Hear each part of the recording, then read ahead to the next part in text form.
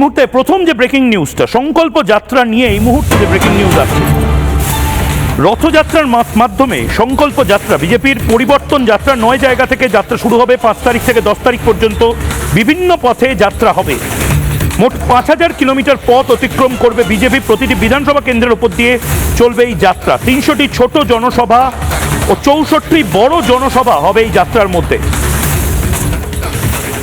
এর পাশাপাশি যা খবর আসছে, আমরা একবার গ্রাফিক্সটা দেখে নিতে চাই।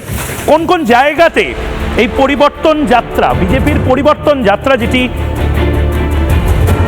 9 জায়গা দিয়ে এই যাত্রা হবে। দোলযাত্রার দিন এবং ঈদের দিন বাদে 1 মার্চ গড়বেতা, এখনো সম্ভাব্য রুট রায়দিঘি, এই সমস্ত জায়গা দিয়ে